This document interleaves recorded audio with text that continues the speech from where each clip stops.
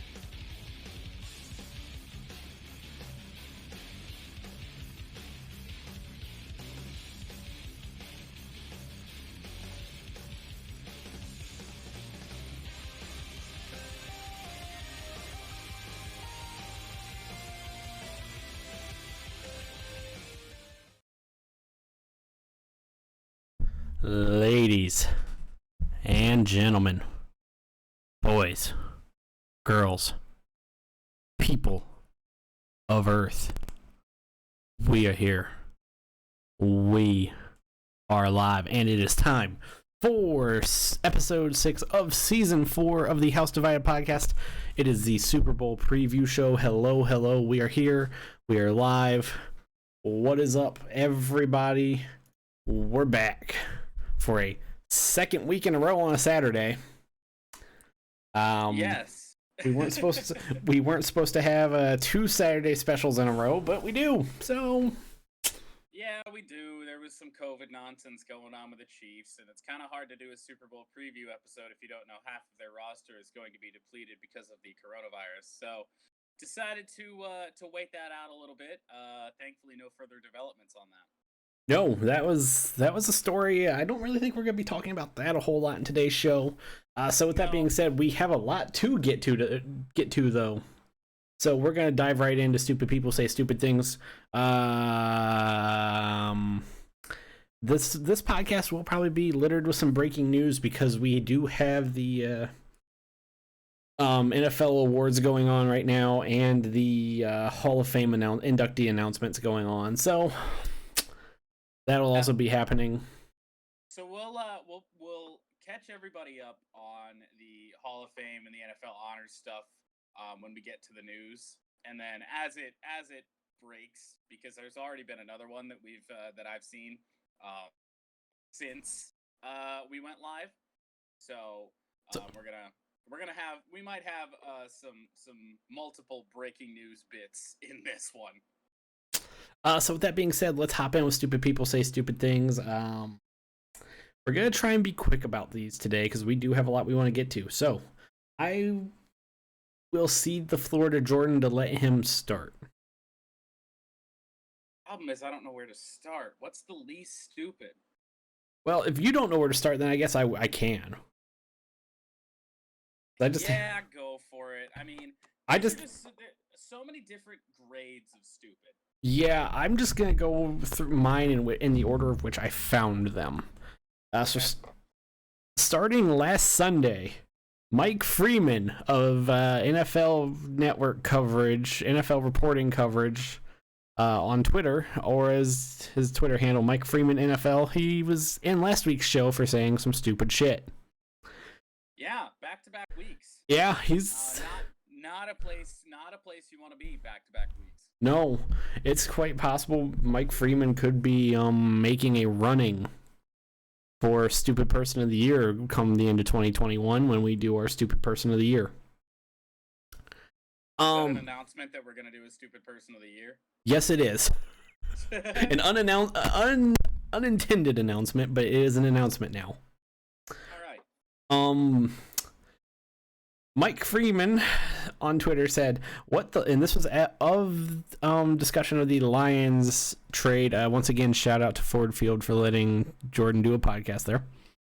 Yeah, they're getting slightly annoyed with me because I never leave the seat, and so then the lights have to be on all the time, and yeah. But again, all the thanks in the world go to Ford Field for continuing to allow me to stay here, despite whether they want to or not. So back to Mike Freeman on the Detroit line, the Matt Stafford to LA trade. What the Lions did normally requires a ski mask and some kind of note, implying that the Lions got a massive steal and were above and beyond winners of this trade, which, honestly, if you look at it, that's kind of stupid.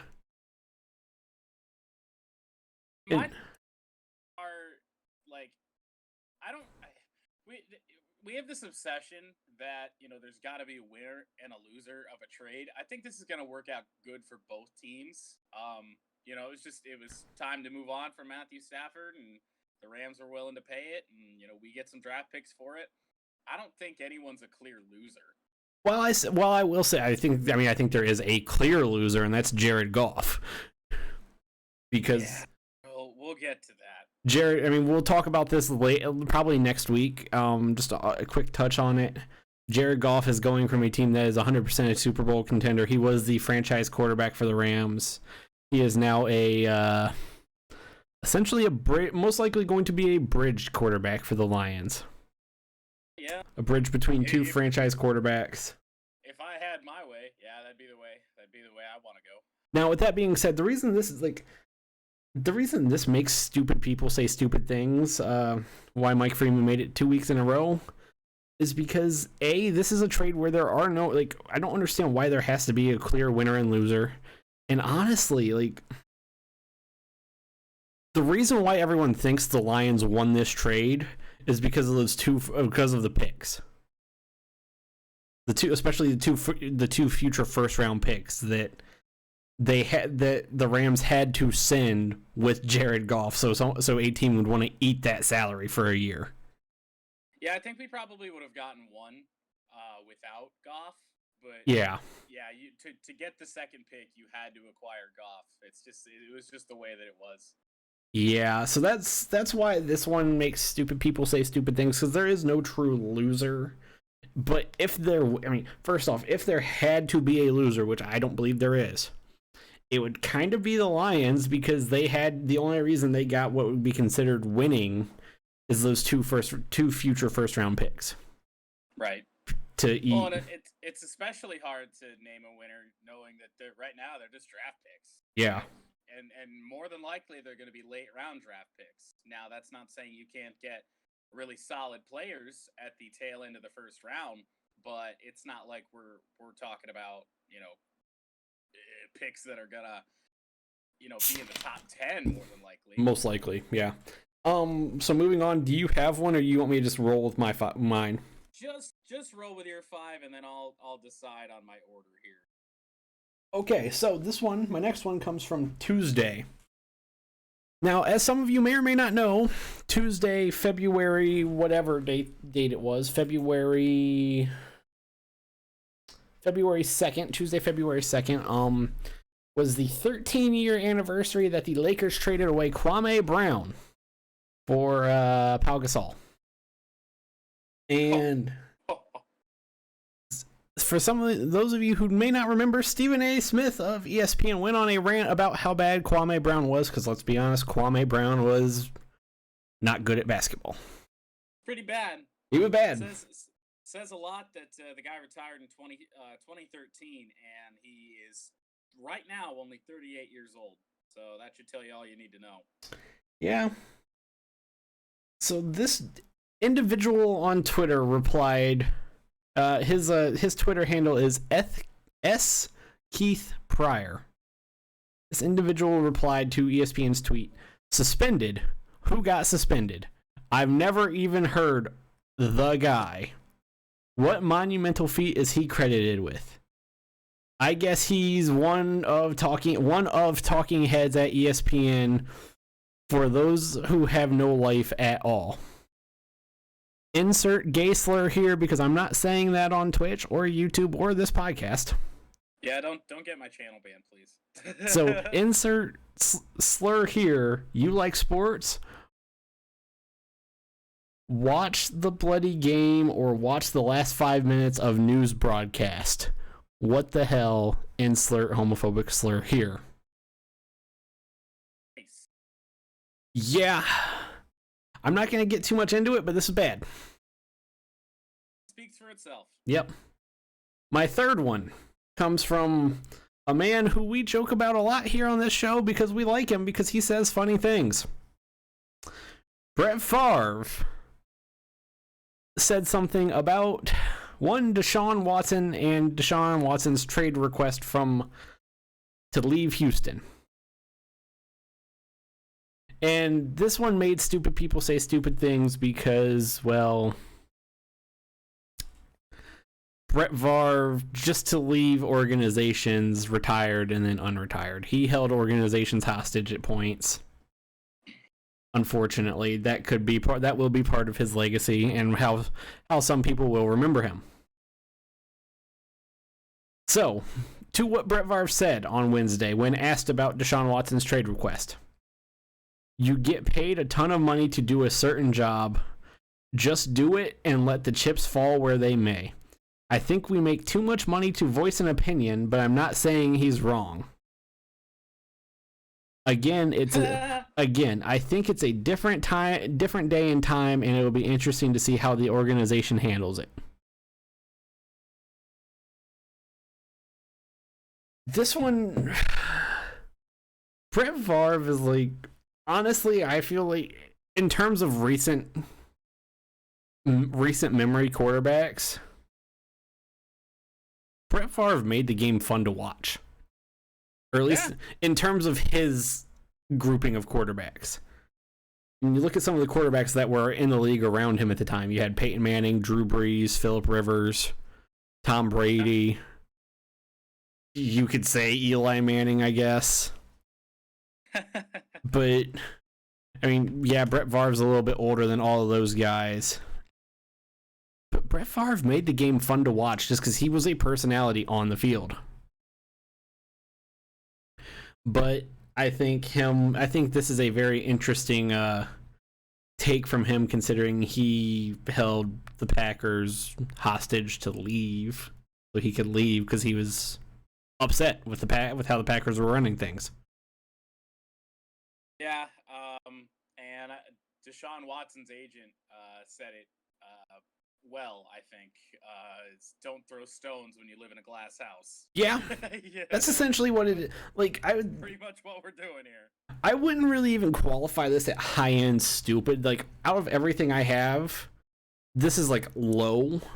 It's just it's not the lack of awareness, really. Yeah. And like, it's not like this it really does anything. This doesn't hurt anybody or anything like that, but it's definitely, it's just bizarre to hear. Like, if you would have heard it from, I don't know, I'm trying to think of an example, but a quarterback that didn't, force themselves out of Green Bay to go somewhere else, Tom Brady, for instance. Tom Brady just, like, I mean, yeah, he didn't force his way out of Tampa. He got forced out. Yeah. I mean, yeah, that's a different example, but if you, like, just not, like, any player, like, if LeBron James would have said it, it would have been different, because he left Cleveland and Miami on his own accord. But, yeah, that one from Brett Favre is interesting. I have two final ones to wrap up, and this one comes from a Twitter user called Sinbad's House. This, I don't even know what, like, this is just so off the wall.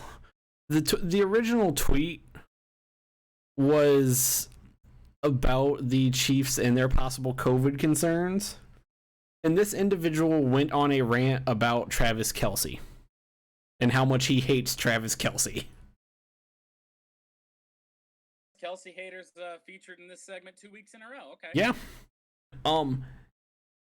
Hey, if you hate the Chiefs as much as I do and think Kelce is a persona copying wannabe Gronk douchebag, you're right. Follow me and I'll follow you back.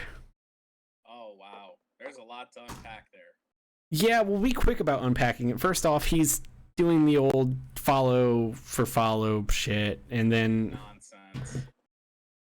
Like, I think the worst part,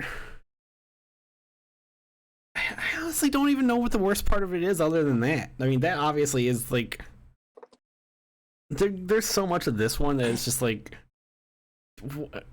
because a couple people replied to him and he kept going. Like, this was the worst one in my opinion, because he had a series of like tweets after people started replying to him saying, well, statistically, Travis Kelce is a better tight end than Gronk was. Okay.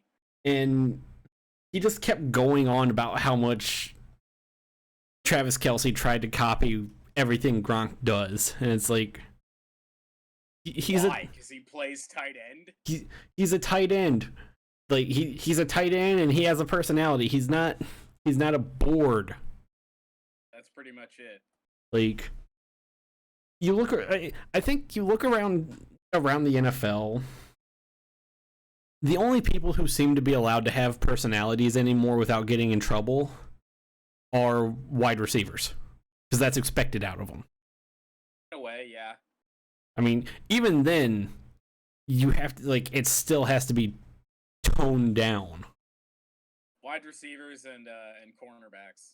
Yeah, because that's like, they're expected to have a personality. Like, your linebackers, if they have a person, like, you have a linebacker or a safety, like you have a Ray Lewis or a Troy Polamalu or an Ed Reed, and they have personalities, everybody's gonna be upset with them because they're supposed to be team leaders.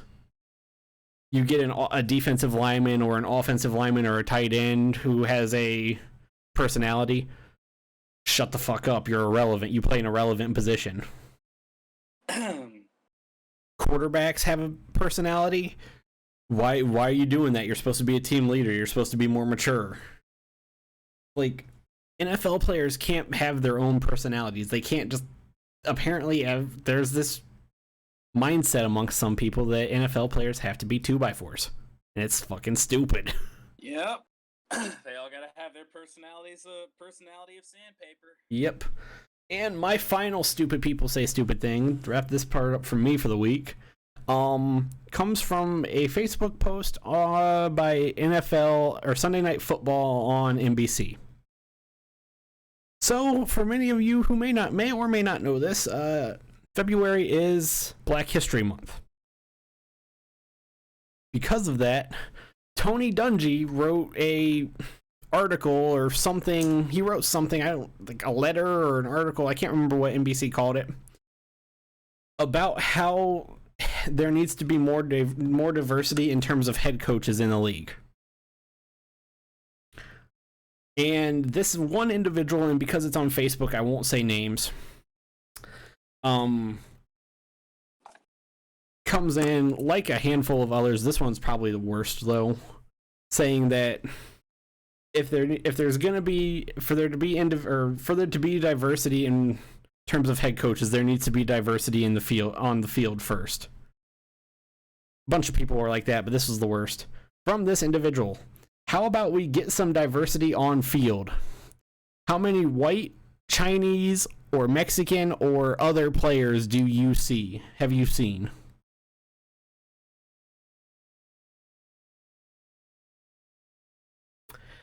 This is another one of those that it comes up and you're just like, I don't get it. Like, I don't get how some people can go from, oh, it's sports, we want the best for the job, but instead, oh, if you want diversity, get it in the field before you get it in the head coaching office. in the head coach's office. Mm-hmm. I just don't get how you can have people like that. So that's my stupid people for this say stupid things. Once again, one final shout out to Mike Freeman for making it 2 weeks in a row. We don't have that too often, but No, we'd have it more often if a certain somebody that I'm gonna get to in a second didn't have me blocked on Twitter on 3 different accounts. But right. yeah. All right, so we're gonna start off with some very interesting stuff. So this is on Lacey Evans, who's a WWE wrestler, superstar. Sorry, Vince McMahon. And she just posted a picture of herself on Instagram after the Royal Rumble. And this guy goes, "Your titties are always lopsided." Which is bad enough, right? That's bad enough. Because I'm not quite sure if this guy knows how boobs work, but they're not quite always symmetrical. So we'll start off there.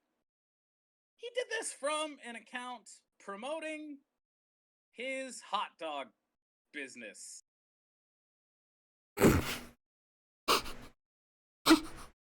Oops. He didn't seem to care. He did not seem to care. He was fully aware of what he was doing. But I'm like, dude, you're out here commenting on boobs on your friggin' page promoting your hot dog stand. Oops. What is going on? We'll stay with WWE because there's so much stupidity going on there. This is on just again another wrestler saying something or posting a picture of themselves on Instagram. And this guy goes, "I love you, Pink Ranger 2, and Kendall Jenner me, Aaron Green Ranger, White Ranger, Justin Bieber."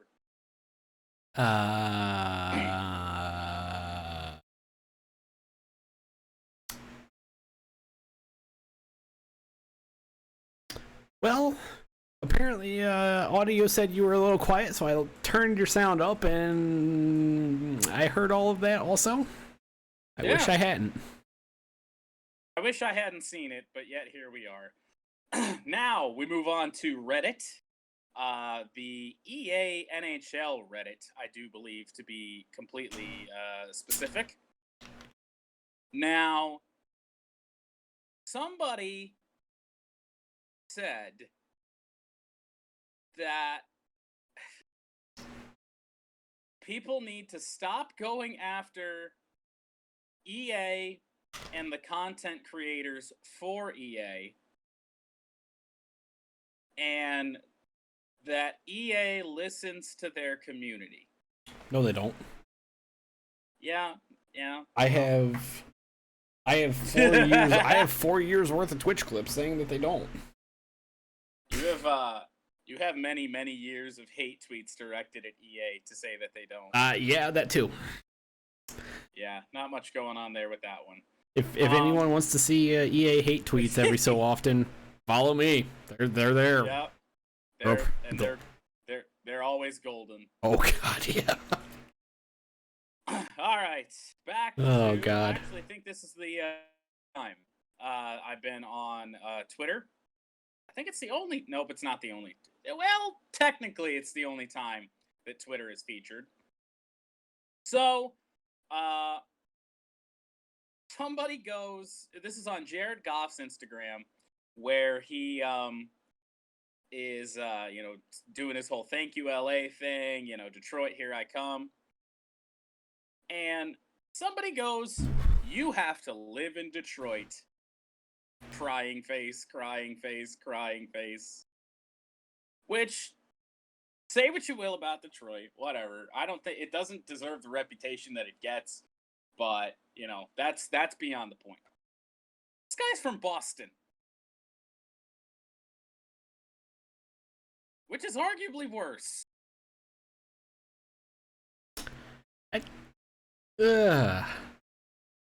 I've been to Boston. They have worse people. Yeah. I mean, this in terms of just financial, Boston is better off financially That's about it. Right. That's about it.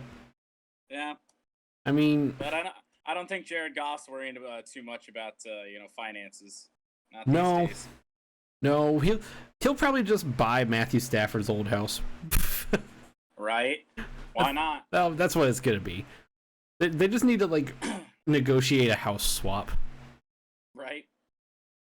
All right, we move on to Facebook for the one and only time for Stupid People Say Stupid Things. And I've told you about this one already. The Detroit Red Wings shared a picture from the Grand Rapids Griffins a couple days ago that announced that Brian Lashoff had been named the 17th captain in Grand Rapids Griffins history, the Detroit Red Wings AHL affiliate. You know, that's good for Brian. Deserves it. It's been in the league a long time. Yeah, good for him. Good for him. Yeah. Somebody goes, I wouldn't mind giving him a shot. He's What's had like to 7 lose at the minute. It's not like we can get a lot worse. Okay. As you pointed out, yes, he's been given about 7 shots. He's been back and forth with the Red Wings since 2013. I think that constitutes as a shot. And he was with, the Red Wings for very substantial amounts of time. It's not like he was just up for a couple games, sent back down, and, is just a career minor leaguer in that sense. No, he was up with the NHL for very decent amounts of games, decent parts of the last 7 seasons. And I'm sure he'll probably get called up this year if, the COVID rules and whatnot allow that to happen. So I did some stat digging on Lashaw here, and his yeah, he's a defenseman, but all of his stats are just lackluster. All of his NHL stats, I should say, are lackluster. Yeah, and but he was also like a 7th round pick. Yeah, 6th or 7th round pick, something like that. Yeah, he was a late round. He was a end of draft pick, essentially. Right, and now, is he better than Mark Stahl at this point? I don't know. Maybe. After like I said, it's not like we can get any worse, because Mark Stahl is a plug right now. He's just too old. He's too slow. Drives Red Wing fans nuts. After watching the Red Wings twice this week when they played the Lightning, is it true to say that the Red Wings can't get much worse than what they are right now? Yeah, that's very true. I don't know. It could be last year's team. Yeah. I think we're better than we were last year. Okay, fine. Last year's team was here. This is the floor right here. Yeah, pretty much. This was the floor. This is where last year's team was. This year's team is like here. So I mean, yeah, they could. There is some room, but yeah, it's not like they can get much worse. That is true. And now finally, we move on, and this is a person that should not be too surprising that I've put him back on Stupid People Say Stupid Things. It's been a minute. When we had faces on the Stupid People Say Stupid Things graphic, his face was on here. A lot. We just kept it on here. Mm-hmm. We wouldn't I think Rob Parker stayed on Stupid People Say Stupid Things, the graphic, for a long, long time, because he did say stupid things every single week. Wasn't he the one? He went on the Tom Brady luckiest of all time, right? Yes, he called him the LOAT, the luckiest of all time. Let's see, what else? Once asked a Detroit Lions head coach whose son-in-law was the offensive coordinator if he wished that his daughter had married a better coach. And then there's the stuff with RG3 and him saying RG3 wasn't black enough.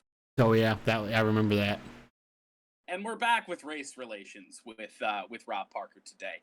Now, I don't know if Fox still employs him for FS1 and he still makes appearances on The Herd and whatnot. I hope not. I don't know. Because this guy's just absolutely stupid. But right now he's writing articles for Deadspin, of all fucking places. And how his career has fallen. Yeah. Thankfully. Deadspin is, well, dead. Not shocking at all. That's So where. So he goes, if Matt Stafford were a black quarterback, he would have been out of a job long ago. Which is absurd to say, even on face value, because it's not like people do forget and they don't appreciate how good of a player Stafford is because he's been on the Lions and they don't get the respect that they deserve. Let me remind you that Matthew Stafford reached 40,000 yards faster than any quarterback ever. Yes. I mean, there are some reasons to that. For that. Reasons, yes. Like one, for 5 years, they had literally no running game. And, you know, the circumstances that led up to that is a whole different argument. Yeah. Like, but to say that he would have been out of a job long ago, it's not like we were losing games because of Matthew Stafford. no. That wasn't the case. We were winning more than we should have with Matthew Stafford. So like I said, that line on itself at face value is just it's awful. His only example in the entire article of you know, black quarterbacks getting pushed out of a job was Jameis Winston. Now, who was at the Buccaneers for 4 years? He was at the Buccaneers for a little bit, yep. And, you know, last season had a really good yet really bad year, you know? Passed for a ton of yards, passed for some touchdowns, but the picks. Led 30 interceptions in one season. Led the league in interceptions. It's just terrible. He threw more interceptions than Tom Brady has in the past 4 years. Let's be honest. So, yeah, Jameis Winston is his prime example about how Jameis got, you know, the Bucs abandoned Jameis, and, you know, he's a backup quarterback now. Not even actually a backup. He's a third string. He's a backup to a backup. Yeah, he's a backup to the backup that's sort of, kind of not a backup in Taysom Hill. But yeah. Regardless. I don't know if Rob Parker knows this, but the Tampa Bay Buccaneers went out and got a guy named Tom Brady, which is the only reason I do believe that they really just let Jameis go. Like, they must have felt pretty confident that they could lure Tom Brady there. And because otherwise, you know, Jameis is still good enough to start in the league. Like, it's not like he's not good enough to start. But, you know, you think about the timing of everything and when the deals went down, you know, I don't know. It's just a really bad take from a guy that's not surprising at all. And I actually saw this article before I even realized that it was written by Rob Parker. And I was like, man, that's dumb. Then you saw who wrote it, and you're like, oh. And people were like, I saw something about, you know, the comment he made to RG3, you know, not being black enough or whatever. And I was like, wait a minute, Rob Parker's writing for Deadspin? The fuck? So I click on the article again, look up top. Yeah, sure shit. There he is. I will say, just to touch on the Jameis Winston being good enough to start in the league. Yes, because there's a lot of shitty starters. I mean, barely. Not even barely. There is a lot of shitty starters in the NFL has had a recent history of shitty starters. Let's be honest. Andy Dalton. Deshaun Kaiser was a starter at one point for the Cleveland Browns before Baker. Like, yeah, like Nate Peterman started a game. Nate Peterman started. Gardner Minshew was starting. Still is. Still is as of right now. That won't last, obviously. Mitch Trubisky was starting. He wasn't, and then he was again. Well, yeah. Now, granted, he had to start because of an injury, but still. Like, Jameis Winston could find a job. Is he a top 10 quarterback? No. But he will find it. He will most likely find a job. Sam Darnold was starting. Sam Darnold was awful this year. The Jets probably would have won more games with Jameis Winston than Sam Darnold. Unlikely. And one last thing on this article, they put stat line down and compared Jameis's first 5 seasons with Stafford's first 5 seasons, except they weren't his first 5 seasons because they completely omitted one where he was out for the year because of injury, or most of the year.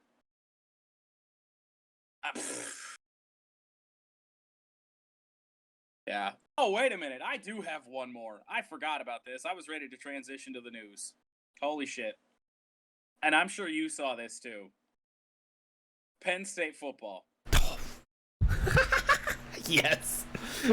Penn State football. The entire Penn State football program has gotten a stupid people say stupid thing in a first. Yep. This is a first time an entire program or organization has made stupid people say stupid things.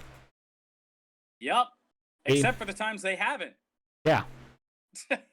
This is a first that we've had. So the Penn State football team put this graphic out that said, a Penn Stater has been in every Super Bowl in big bold letters. And at the very bottom, in very small print, goes except for 5. Well, then that's not every Super Bowl, is it? So maybe I wouldn't make that print so tiny and I've been to every Super Bowl so big. What are we doing here? And the only reason that I know this exists is because Michigan, their social media team came out and put out one of their own that said Tom Brady's been to every Super Bowl except the 45 that he hasn't. But it feels like he's been to every Super Bowl, right? Yeah. Barstool Ohio State I saw this because Barstool Ohio State took this and ran with it and it was like, yeah, they've been to every Super Bowl except for 5 and have never been to a major college football bowl game. Have never made it to a college football playoff. Have never won a real national title. Boy. Oops. All right. Well, let's transition this into the news, shall we? It's time for news. Not a lot of it, and not really anything that I think we're going to spend too much time on in the news because, the big chunk of the show is the Super Bowl stuff. So I'll start this one out here. We got Drew Brees came out today that they've restructured his contract to where Drew Brees is now getting paid the minimum salary. The veteran minimum salary in the NFL is getting paid $25 million. He's now getting paid $1.075. Some people have said that this is a sign that he's going to retire. But think about it this way as well. What if he's just like, I don't care about money. Go get me some players and let's go make one more run at this thing. So first off, I look at this and I think it's really, restructuring, because first off, the Saints are a mile over the salary cap still. They were $100 million over the cap before this move. Yeah, and they're still 86 million over. 76. Or 76, yeah. Roughly. Yeah. 70, yeah, about 76. It was all that money was on the cap. There was no trickery with that. It was $25 million. Yeah. I don't think this is a sign that Drew Brees is going to retire. I think this is just a sign of the team has to do something. Right. Could it be? Yeah, could it be a way to get more people in, get some other guys in? Maybe, but again, they're still a mile over the salary cap. Right. Well, they were over the cap all year long, so yeah, it is what it is. Like I said, not really a reason to spend too much time on any of this stuff. So I'll get into this next bit. The NBA is hosting their All-Star game in March, and all of a sudden, really, a lot of NBA players have just come out and spoke out against it, and their heart's not in it. They don't want any part of it. And I'm just confused as to if this was your full intention and you didn't like it from the start, then why are we here and why are we only hearing about it now? So I'm gonna say, because there's a handful of big names that are complaining about it, like LeBron, Giannis, James Harden. I mean, James Harden's opinion right now should be taken with a grain of salt. KD, and then you have Kawhi Leonard also. And those are just the most notable ones. Yeah. In there. I think all of those guys, like, these are all guys who are going to be playing. They're going to have deep runs into the season. Yeah. But there's a reason we don't see Steph Curry complaining about it right now. It's because the Warriors probably aren't going to have a deep run again this year. He did just put 30 up in one half. Yeah. But I do want to just do a quick. About to carry the Warriors. I do want to just do a quick check on how the Warriors are actually doing this year, but I don't think it's great. Not too good. I think they're probably roughly about 500, maybe a little over. They're 12-10, so they're 2 games above 500, and right now they are holding the 8th spot in the East. Okay. They are 3 games up on Memphis, and 1 game. Well, they're 1 game up on Houston and Sacramento. Let's put it that way.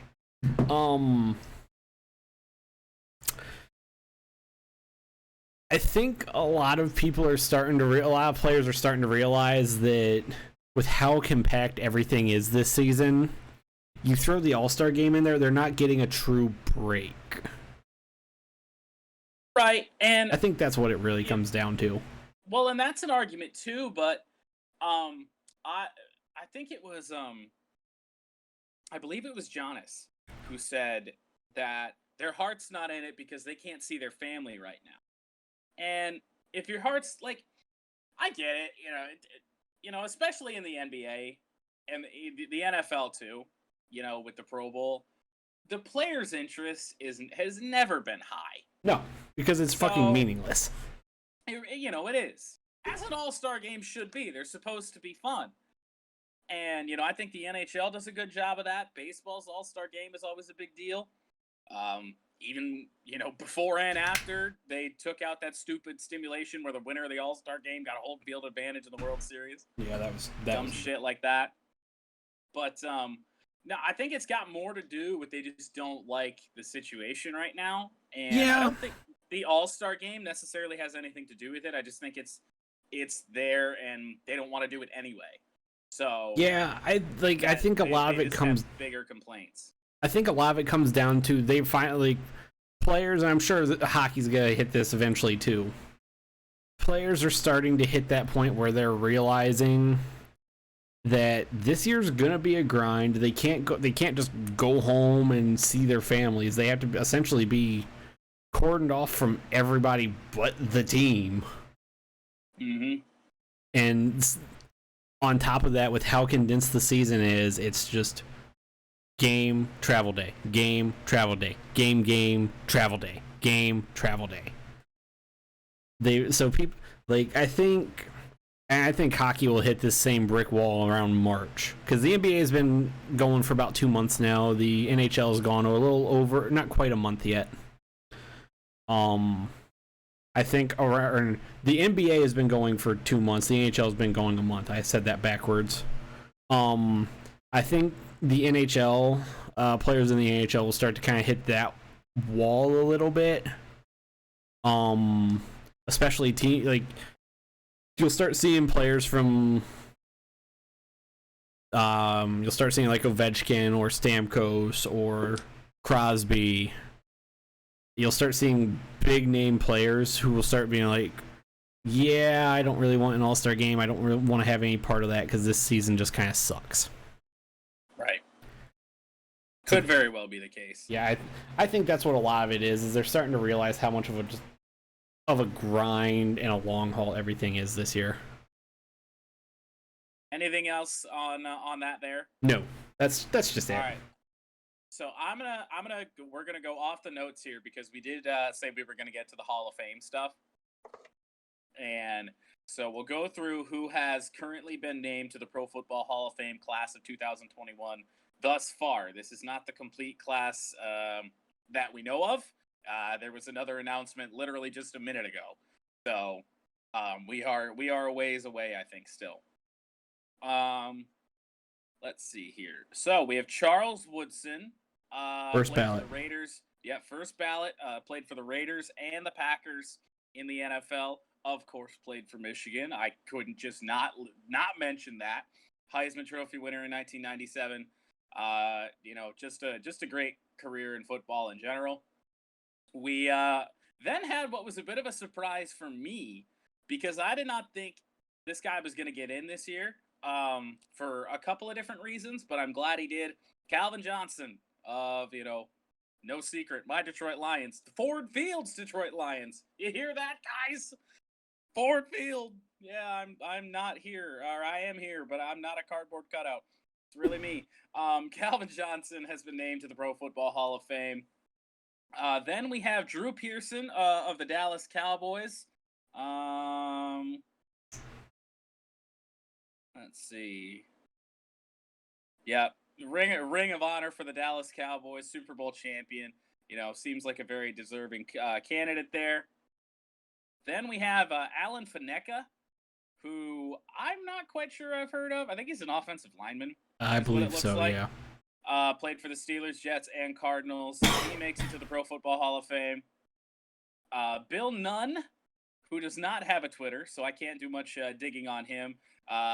Member of the Steelers. That's about all I know.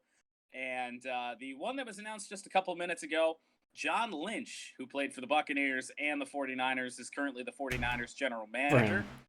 Yep, he is in the Pro Football Hall of Fame. Then we also have the NFL honors stuff going on. We did forget to mention Tom Flores. Yeah, that wasn't featured on Twitter, but I did see an article that said that he was in there. All right, so we're going to get into the awards here for the NFL honors. So we have Offensive Rookie of the Year, Justin Herbert. No surprise. I think that one's pretty deserving. Yeah. Chase Young is the Defensive Rookie of the Year. I'm sick to my stomach. I gotta go. Aaron Donald, no surprise, Defensive Player of the Year for the third time. He could retire tomorrow and probably be a Hall of Famer, Aaron Donald, I think, at this point in his career. I'm going to stop you there. The Defensive Player of the Year and Defensive Rookie of the Year, nobody is shocked. No. Not really. On top Justin of that, Herbert deserved it. He had a great season. Yeah. On top of that, I think the Defensive Player of the Year for the next several years will be either Chase Young or Aaron Donald. Quite possibly. I've heard rumors that Chase Young and Aaron Donald are still making tackles to this day. They're still out there tackling people. Their teams have been eliminated, but they're still tackling people.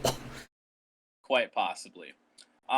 Couple more awards before we get back to our scripted news. Derrick Henry, Offensive Player of the Year. No surprise. No surprise. He killed Josh Norman. Yeah, he killed. I don't even remember his name. He wasn't a starting cornerback for the Lions, but he absolutely murdered that man and had him having some nightmares there. Derrick Henry is still probably running for yards. I think he is. The season's over, but Derrick Henry's still running. Browns head coach Kevin Stefanski is the NFL Coach of the Year. Deserving. The Browns were a shit show before him, and right now they're not a shit show. Right. And in what is probably the least surprise of NFL honors, Alex Smith going to win Comeback Player of the Year. Name the award after the man. Yeah. I mean, the fact that we were even throwing up other guys and then it was like, why did we have other nominees?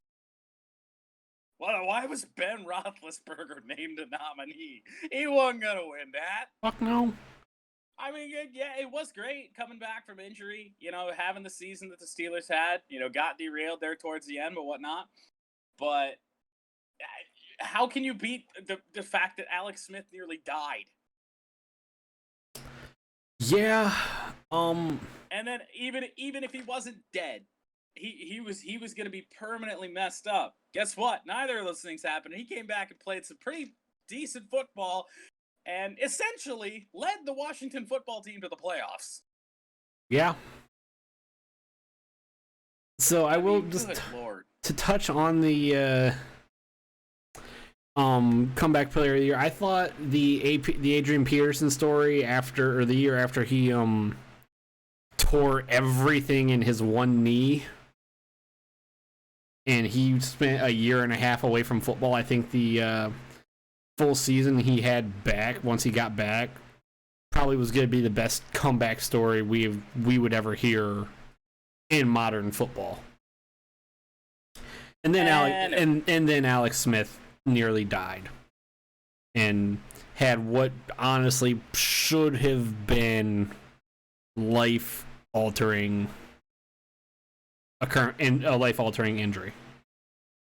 But kudos to that medical team that took care of him. Alex Smith is your NFL comeback player of 2021. Back to our scripted news. To the scripted news. This isn't very exciting. Philadelphia Eagles are expected to trade quarterback Carson Wentz soon. It's been said that this could happen within the next week. But if you listen to Greg Bedard, who I had never heard of, apparently writes for the Boston Sports Journal, Philly is asking 2 first-round picks, and there hasn't been a lot of interest from other teams at that price. And there was a team, an unnamed team, of course, that was once considered a favorite that didn't pick up the phone. So this isn't very exciting news. Yeah, like I said, it wasn't very exciting. We're not going to spend too much time on it. But, I tried to. I knew this piece was coming up, so I tried to make it sound exciting in the segue to it, but it's not exciting. It's just nothing exciting. Nothing exciting about Carson Wentz. Just nothing good there. He looked like he was going to be a good player, and he's average. Yeah. That's why I'm afraid of drafting quarterbacks from Division II schools. It doesn't work out very often. Doesn't work out. And, Wentz has had, injuries and problems like that have also derailed him a little bit. But, I think that Eagles team and Doug Peterson's system made him look so much better than he really was. It made a Super Bowl MVP out of Nick Foles. And Nick Foles looked terrible everywhere else. He looked good for the Bears at points this year. Yeah, until he died. Yeah. Now, I will say, Michigan quarterbacks have looked like Division II quarterbacks for a while. So you're saying you don't want a Michigan quarterback getting drafted by the Lions? No. No. What we're going to draft Joe Milton? I don't even think he's eligible. Nope. You don't want a Michigan quarterback signing for the Lions to be the starter this year. Outside of Jake Rudock, who was our backup quarterback for a little while and was not a true Michigan guy. Nope. Michigan man. Jordan dies a little bit inside every time he hears that. Yeah, because nobody knows what it means. But no. I mean, recent Michigan quarterback? I mean, who the hell? Denard Robinson? No. Not in the league. Not in the league. Got transitioned into a running back or offensive weapon, whatever the hell that is, when he was with Jacksonville. Devin Gardner never even made it. The Corn Man, legend of the Corn Man, Donald Corn. Was after that? Then it was Rudock. Rudock was all right. Wilton Spate. Wilton Spate, John O'Corn, Shea Patterson. We're forgetting one important person. Tate Forcier. Oh, he was before Denard. They were there at the same time. Yeah, but not for very long. No. He lost his job to Denard and then transferred. Yeah, and I don't know what he's doing right now, nor do I really care. He's not in football, I can tell you that. That's not surprising, because he was bad. He played in the CFL for a little bit. Tate Forcier was the king of non-conference. He lit it up against non-conference teams, and then a Rich Rod team would just get to conference play, and it was just terrible. He got absolutely fucking assaulted by Ohio State. There's the Tom Flores announcement. I don't know why it took him that long, but they finally just tweeted that one out. Moving on from Division II quarterbacks back to the NBA. This is some news. Kevin Durant got pulled. A disaster. Pulled from the Nets-Raptors game not once, not 3 times, but twice. He was initially pulled from pre-game warm-ups for contact tracing after an inconclusive COVID test, but eventually entered the game before being pulled again to be placed in isolation. He then, while in isolation, tweeted, "Free me," and apparently the internet lost its mind. I did not see that, but... Well, the internet lost its mind because nobody truly knew what he meant, and people thought that this Nets super team was going to break up already. Of course. I think "free me" is much more a comment on the isolation bit. Yeah, oh yeah. And the fact that he's gonna miss games, because he's got to isolate for a week. Yeah. But I think this just goes to show you how poor the NBA's COVID protocol really is. The fact that you can get pulled for contact tracing prior to the game, enter the game, and then get pulled again is, I would say, it's laughable, but it's not even funny because this is a serious thing, and we're just letting him come back. I'm laughing about it because the test is inconclusive. What if it's not inconclusive? He gets tested again and he's got it. Guess what? The entire Nets team has to take a week off. And so is the entire Raptors team, technically. Yeah. Like, honestly, they probably should anyway. Yeah. I'm laughing about this because it is funny how bad it is. It is. Like, I want to laugh at it because of how bad it is, and let's be honest, this could very well happen. I mean, we saw it kind of happen with Dez Bryant and the Ravens. Yeah. Yeah. It's only a matter of time before and he wanted to quit everything. Yeah. It's only a matter of time before we see it with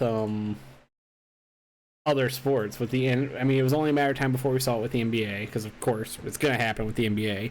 It's probably going to happen in the NHL. It could very well. It's most likely going to happen in the world of professional soccer too.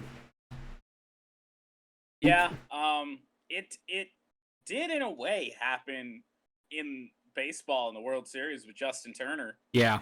You know? And then he's just out on the field and people are like, "Oh, no, you gotta come with us."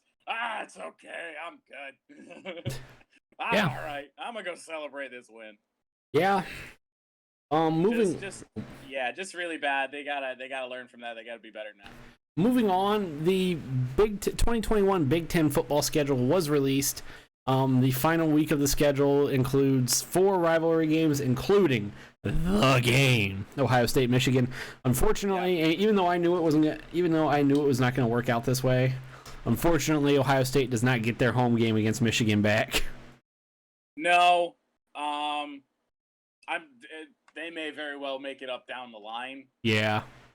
You know, because with the uncertainty, you know, even next year's schedule subject to change as well. But no, they did not get their home game back. But teams that have played rivalry games on the road for the last 3 years instead of the last 2, they get a schedule change, and they will get to host that game instead. Ohio State. Good.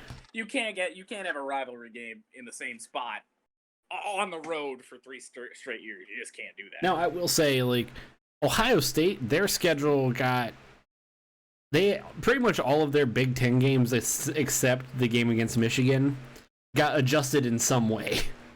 Right. Well, because there's so much adjusting that's going on with the whole schedule. Yeah. So, it makes sense. Other than that, it's not yeah. It happened. Got a little bit of MLB free agency to go on. We'll get this quick. The Oakland Athletics and the Texas Rangers swap Elvis Andrews, Chris Davis, prospects, and cash considerations. Yeah, I just thought I'd throw that in there for you, because we all know how much both of us love cash considerations. That's all. $13 million, by the way. Oh, okay. Well, yeah. Not pennies. May as well be. The Houston Astros re-signed Carlos Correa to a 1-year, $11.7 million deal to avoid arbitration for the season, or to avoid arbitration for the year. Marcell Ozuna is back with the Braves for 4 years, $64 million. That one's not a shocker at all, nor really is the Correa deal. No, I don't think so. Didi Gregorius stays with the Phillies for 2 years, $28 million. And one that is extremely shocking because it means the Cleveland Indians did a thing. Yes, they are the Cleveland Indians for the year of 2021. They will not become the Cleveland baseball team or Cleveland whatever the fuck they're going to be until 2022. So this year we will still be referring to them as the Cleveland Indians. However, the Cleveland Indians actually signed someone again. Finally, back-to-back weeks. Yeah, finally pushing their salary cap, their payroll this year to about $51 million, which is still laughable. They signed Eddie. So in other words, Miguel Cabrera. Yep. I mean, he makes about $30 million a year, but I digress. Still makes over half of what the Indians make entire payroll is. We have another player on here that I have an interesting stat for, and I will get to it when we get there.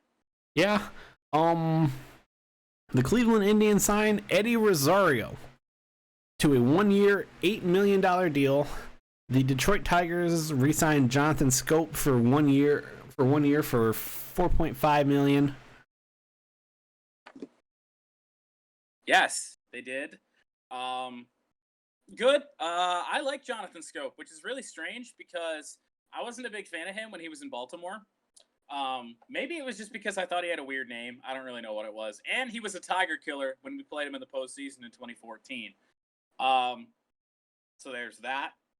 But no, Jonathan Scope had a great year. He was one of the few veterans that we brought in as sort of a reclamation project, maybe a little bit of trade bait that actually really worked out.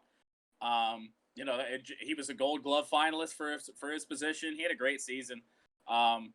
It's good to bring him back. Any good players that we can bring back to this team to at least, be somewhat decent, because we don't know what the Tigers roster is going to be right now. I wouldn't expect too many new young guys outside of, maybe, Casey Meister, Skubal, they're going to be back, but maybe a Matt Manning debut. All the other position player guys is still, a couple years out, at least this year. So it's good to have those veteran guys in there and, be good teammates and, teach the young kids that we do have up right now, teach them the league and everything like that. So glad they brought Jonathan Scope back. Good deal. And to wrap up the news and today's MLB free agency talk and the news, Trevor Bauer. That's not entirely true because we do have more NFL breaking news. After this. To wrap up the scripted news, Trevor Bauer signs a 3-year, $102 million deal with his hometown team, the Los Angeles Dodgers. I do want to throw this out here. This is, I believe, Trevor Bauer's first major contract. It is, because I don't think he signed a real big money deal with Cleveland. Did they ever extend him? Nope, he did not. And then Cincinnati. So. And then at that point, he just decided he was going to keep doing 1-year deals. And then he did a 3-year deal. Right. I actually did not know that was his hometown team. It makes a little bit more sense now. It is. Then I don't get why Mets fans are so pissed off.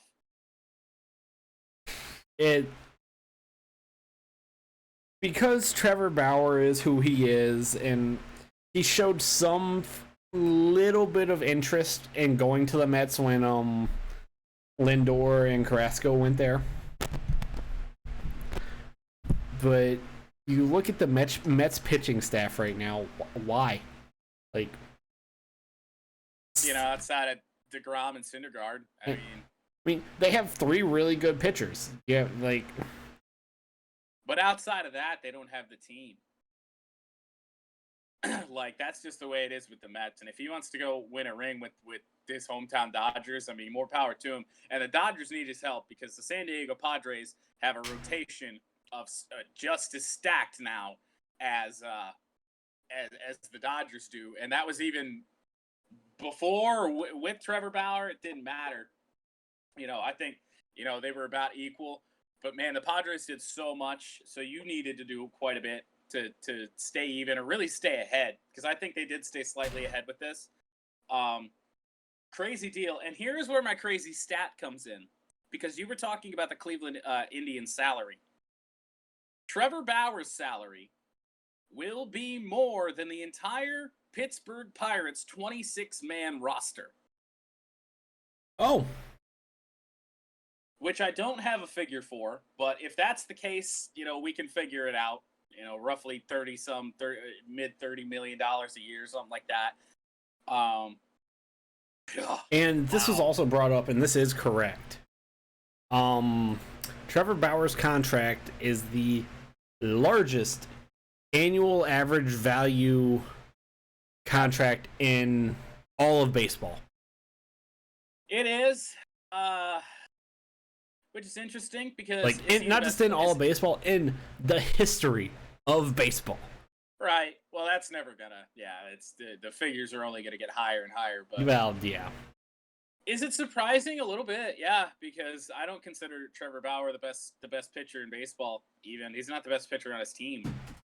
Like Clayton Kershaw and Walker Buehler. Walker Buehler's probably a little bit closer to Bauer, but Clayton Kershaw's still better. I think even at this point in his career. And Trevor Bauer will be making about $40-ish million a year. Good God. Yep. So with that, I forgot we have some. The NFL news, and we actually have 2 bits of NFL news now, and they're pretty big ones. Peyton Manning has been elected to the Pro Football Hall of Fame. That's not a shock. That's not a shock. Especially first ballot. I mean, he was never a chance. He was gonna be a first ballot. I didn't know why they just didn't announce him first. Get that out of the way. And then we also have more NFL honors news, and this is, again, no surprise. Aaron Rodgers has won his 3rd MVP award. Not a shock, because you take it was going to be between Aaron Rodgers, Patrick Mahomes, or Tom Brady. Yeah. Like, you take all 3 of those quarterbacks away from their team, and, well, their teams aren't. Their teams just aren't. Right. They're not. So, with that being said, let's get into the heart of our show. The Super Bowl 55 preview. Let me hit the Super Bowl 55 preview. Let me hit the right scene. Helps. Yeah, let me hit the right scene so we have this wonderful graphic that Jordan spent time making. Probably about 2 minutes. Okay, well, I'll still hit the button. Yeah. I'll still hit the button. The Tampa Bay Buccaneers and the Kansas City Chiefs, the fighting Tom Brady's against the fighting Patrick Mahomeses. Pretty much how it goes, yeah. We will see 2 different strats. Tom Brady's slightly more methodical strat of throw the ball to the guy who's open, and Patrick Mahomes strategy of fuck it, Tyreek Hill's down there somewhere. There it is. Where's Tyreek at? He's getting the ball. Tyreek Hill's not open, which is a rarity. Oh, there's Travis Kelce. Oh, he's not open. Oh, look, there's Sammy Watkins. Oh, no, he's not open. Oh, there's McCole Hardman. Oh, okay. Oh, wait, Sammy Watkins is still dead because he's only played like 2 games all season? He could very well, and we'll get to this because we got a full injury report coming. He might be available. He is Oh, currently listed as questionable. oh, good for him. But like I said, full report coming later. Let's get into some storylines. Tam Brady. Fuck. Tampa Brady. You take this. I'm fucked. Tampa Bay. I'm fucked apparently. Good God. Tampa, they become the first team, and I think we talked about this a little bit last week. I'm not sure if we did, but it's been all over, so I'm sure you've seen it. Tampa Bay becomes the first team to to be in a Super Bowl that their stadium is hosting. Never been done before. And this is interesting to me because they didn't play a home game on their entire playoff run. No, they did not. A little bit of extra news for this. The NFL will not allow the Buccaneers to fire the ship cannon anytime Tampa scores. Now, here's what I would have done differently. You know, because I get you don't want to have any home field advantage in the Super Bowl. I would fire it off for both teams. That's what I mean. That's what I would do. Because the cannon is just such a what's what makes Raymond James Stadium such a great place. You know, I don't know. I just would have fired it off every time anyone scored. Would have been my plan. That would have been what I would have done. Yeah. So moving on. Tom Brady is playing in his 10th Super Bowl, attempting to win his 7th, which is both of those are mind-boggling stats, obviously. Nuts. Tampa Bay as a franchise is in the Super Bowl for the first time since 2002. The last time they made the Super Bowl, and well, the only other time they've been to the Super Bowl, and it was the first time they won the Super Bowl. So they are technically 1-0. Good for them. Batting 100, batting 1,000. Good job, Tampa. Kansas City, it's been 50 years since they had been to a Super Bowl until last year, until 2020, and they're back to back. Kansas City looks to be the first team to win the Super Bowl Super Bowl back to back since Tom Brady did it with the 2003 and 2004 New England Patriots teams. That one will be, that's gonna be interesting. That'll be right there alone could be worth watching if you're an NFL fan. Oh yeah. And to put this into a stat that won't last because, well, it physically can't at this point. It is physically impossible for this stat to last much longer. Neither the Kansas City Chiefs or the Tampa Bay Buccaneers have lost a Super Bowl game. That one was interesting. In doing some digging, I found that one. I mean, Kansas City didn't go very often, and Tampa hasn't gone very often either. But yeah, they're undefeated in their appearances until tomorrow. Yeah, one team is going to have to lose tomorrow because it's not going to end in a tie unless Roger Goodell just decides to say, "Hey, everybody, fuck you guys." No, we're gonna do everybody's the champion. It's a feel-good moment. Because of COVID, everyone wins. Right? No, I thought we could use a feel-good moment. Roger Goodell would get taken out back and beaten like a baby seal. And then this last stat before we get into some things to watch for the Super Bowl, and this one favoring the Buccaneers. Teams entering the Super Bowl with a worse record than their opponent have won the last 10 out of the last 12 matchups of such. This stat it's a stat. I don't want to call it irrelevant because clearly it's not. It might be irrelevant against Kansas City because they're one of those two teams within that span that didn't lose to the team that had a worse record than them. Say the Patriots were too, because didn't the Patriots have a better record than the Rams?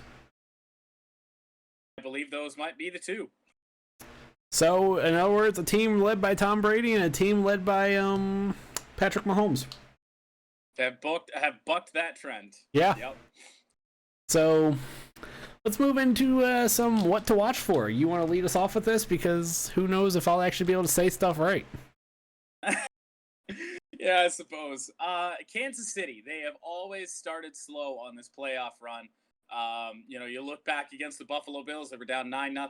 They were down even bigger against the Houston Texans a year ago. This team, even in the regular season, they get off to slow starts more often than not. And, they come back, they win, they're that good of a football team. They usually win by a bazillion. They usually win by a bazillion. Now, contrary to what I've just said, when these two teams matched up in Week 12, Kansas City jumped out to a 17-0 lead before nearly blowing it and winning by just 3 points, which, by the way, unless the spread's changed in the last couple hours, is still the point spread. Yeah, 3 is still the spread. I do actually want to throw one last stat in here. I forgot about this until just now. Kansas City could become the only team in Super Bowl history to beat a team from the NFC in the regular season and then beat that same team in the Super Bowl. Thought about that. I didn't actually look it up in the research for the stats, but I was thinking that for a second. I was like, I don't think that's probably ever happened before. It has not. That was I saw that the other day. Actually, I heard that the other day. Watching ESPN or something. I was watching something and I heard that the other day. So that is something else that just another little interesting tidbit to go along with that. Right. So we'll continue on the slow starts trend because, and again, this is a stat that I couldn't believe. Like so many of these stats are just, you look at them and they're like, what? How is this sustainable? How has Brady been as good as he's been? Looking at this stat. In his previous 9 Super Bowl appearances, Tom Brady has never led a team to score a touchdown in the first quarter. They've only scored 3 points overall. Which I couldn't believe. I could have sworn Tom Brady would have thrown a touchdown, but apparently not. That's a Yeah, it's a stat. Comeback Kids material. That's a stat. Let's see. What else we got? Todd Bowles and this Tampa Bay defense, they're in a tricky situation because they built this defense on a lot of blitzes, a lot of blitz packages in that Tampa Bay defense. But Patrick Mahomes is the best quarterback in the NFL when it comes to the blitz. Now, Kansas City does have some offensive line injuries. We're going to get into that injury report, like I said, in a second. So maybe this allows Tampa Bay to not have to rely on that as much. But, I don't know. I don't know if they're going to change what they're doing. It got him here, didn't it? I almost think with who you're playing, you probably should, just because if you start just blitz heavy, you're going to leave somebody on that Chiefs offense open that you don't necessarily want uncovered. Any of them. Well, yeah. Exactly. You may say, oh, hey, well, we'll blitz because that means Patrick Mahomes can't move around and he has to stay in the pocket. Oh, that's a good idea. But then it's not going to work. It is. I mean, it's not going to work in the first place. And then there's someone on that Chiefs offense who is uncovered. And then next thing you know, the ball is 75 yards down the field and your defense is standing there like, what the fuck just happened? Oh, yeah. Tyreek Hill just ran 75 yards in 0.3 seconds. So, yeah, we got a bit of a problem here. And some of it may have been him going sideways and then backwards to avoid tackles. Mm-hmm. All right. Let's get into the official injury report for Super Bowl 55. Not ones that are too big. So we'll do the Buccaneers first here. Antonio Brown's been dealing with a knee injury. He did miss the NFC Championship game. From what I've seen, he should be good to go. Cameron Brate, on the other hand, their second-string tight end, more of a blocking tight end. He might not be good to go. He did not practice yesterday. So that is not usually a good omen. Tampa Bay is going to have to, kind of rethink, what they do, and especially third downs. Cameron Brate's been a big part of their whole season. So it's going to be interesting to see if they're going to have him or if they're going to have to kind of change what they do. Kansas City. Now, real quick on the Cameron Brate thing. Those Friday practices are basically meaningless. They're just walkthroughs usually anyway. I mean, yeah.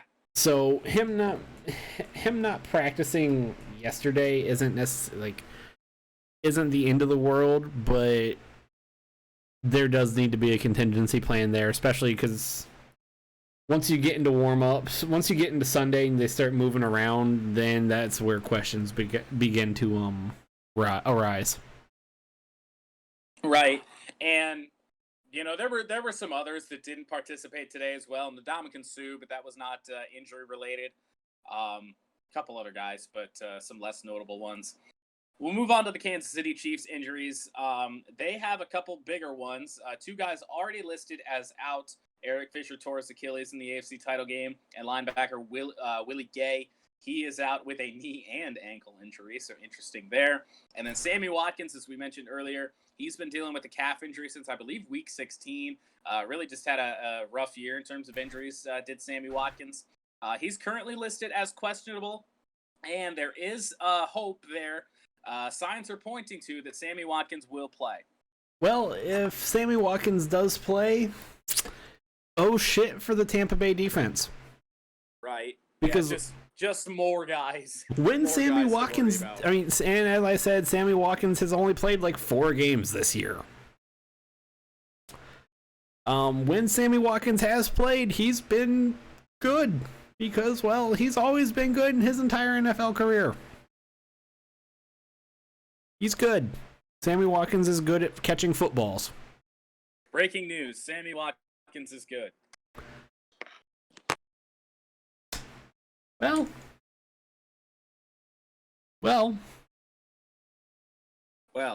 Don't blitz as much.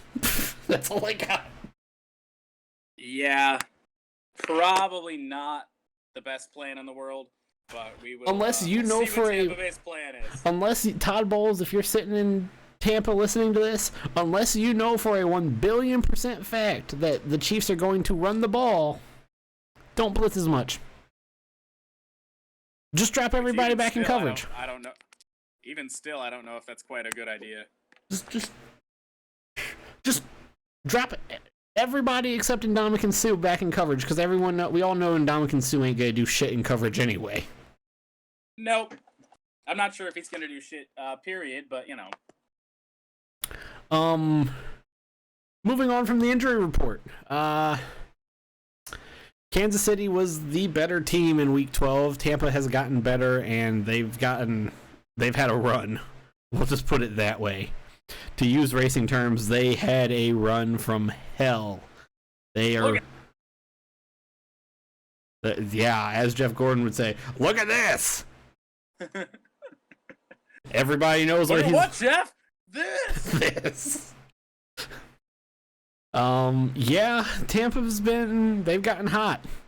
And, I mean, most of it was carried by their defense. With that being said, this Chiefs offense and Andy Reid's offensive game planning has been impossible for teams to plan against. So... Hard to stop them. Yeah. Well, and you're not going to completely stop the Chiefs. Like, that's never going to happen because they're just so at every position, really, on offense. So you're not going to stop them necessarily. You just need to stop them enough or fucking somehow win a shootout with them. Yeah. It's hard to do. And on top of that, this Kansas City Chiefs team has punted once this entire postseason. Once. And that was in the late stages of last week or 2 weeks ago in the AFC title game. Against the Browns, when Chad Henne was back there saying, fuck it, Tyreek's down there somewhere, and wasn't getting the ball to Tyreek. Scrambling for first downs. Yeah. Chad Henne can apparently run now. Don't know where that came from. Right. Well, I mean, he did have a mile of space. Yeah.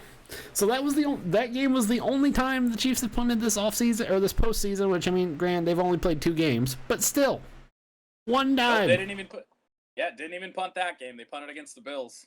Oh yeah, you're right. They didn't punt one time with Chad Henne. Now, Chad Henne did throw an interception, and I don't know if Patrick Mahomes was throwing an interception in this postseason. I don't believe he has, but no, they did not. They did not punt even when Chad Henne was in. Yeah. Okay. Well, I forgot they punted. I didn't know they punted against the Bills. Huh? Missed that. Yeah. Late stages. Oh. Yeah, missed that. Tom Brady, on the other hand, has not been phenomenal this season. He's been good enough to beat Drew Brees and Aaron Rodgers because, well, when he played and Taylor Heineke. Well, when Tom and the Buccaneers played Drew Brees and the Saints, both of them sucked. Tom just sucked less. I don't know if, like, I've looked at the stats of that game more, and I looked at him today as well, and I don't know if he sucked so much as just wasn't needed. Like, you know, their defense was really the big part of that game. Oh, God, yeah. Drew Brees as many times as they did, you know, so their offense just wasn't needed as much. Maybe that's a good thing. Maybe they just didn't have it on offense that day, but... I mean, statistically, he wasn't great, but yeah. But now, believe this. You know, okay, so Tom Brady threw for more yards, more touchdowns, and whatever against Green Bay last week or 2 weeks ago. Yep. Against New Orleans, he had a better QBR. Well, less interceptions. Yeah, I was gonna say it's the interceptions. Because he only threw one interception against New Orleans. And again, 2 of the 3 of those in the NFC title game weren't even his fault. So has he played great? No. He has not. He has not played spectacular. Has he played it at even close to the level of Patrick Mahomes? No. Like I said a few weeks ago after the Buccaneers Saints game, if it was any other quarterback in the NFL other than Patrick Mahomes, like if it was say Baker Mayfield or any other, like really any other quarterback in the postseason this year, they would have gotten crucified. Yeah, I don't know if crucified's the right word. It seems a little harsh. First off, if it was Baker, yeah, Baker would have gotten crucified. Well, yeah, if it was Baker, because people love to hate Baker, but like, if it was Josh Allen, probably would have. Lamar, if it was Lamar Jackson or Ryan Tannehill, not so much. I mean, well, if it was Lamar Jackson, yes. Yeah, people like to hate Lamar. If it was Ryan Tannehill, no, because no one really expects anything out of Ryan Tannehill. They just expect him to give the ball to Derrick Henry. Yep. Ryan Tannehill can pass for 70-some yards, and Derrick Henry can rush for 200. Guess what? That Titans offense, they're fine. Yeah. It don't matter. Yeah. But moving on from the quarterbacks, while the quarterbacks will get the majority of the attention, both teams are very good on the ground as well. Tampa having Ronald Jones and Leonard Fournette, who are both very good, and their running back stable, and Kansas City having Clyde Edwards-Helaire, who has been phenomenal this year, and Le'Veon Bell, who's the guy. He's a guy who can carry. I mean, he's good. He's done some things. He's done some things in this league. Yeah, he's been good. I'm sure Steelers fans everywhere are beating their heads against the wall because Le'Veon Bell is in another Super Bowl, and Steelers have nobody other than Ben Roethlisberger and Corvette. Fucking hell. And they also have Eric Ebron. TikTok forever. No, God. Fucking Eric Ebron. He will forever haunt me. However, skill position matchups don't end there. Well, we have the receivers who we could talk about, but we won't because, well, we could be. It's well known. It's well known. Fucking Tyreek's down there somewhere, fired up to him. You know, you got Mike Evans on the other side. You know, what the fuck's that guy's name? Sammy, whatever the fuck, scored that big touchdown. Yeah. Yeah. For Tampa Bay. Antonio Brown, if he plays, which he probably will. Yeah. Sound unlikely. Yeah.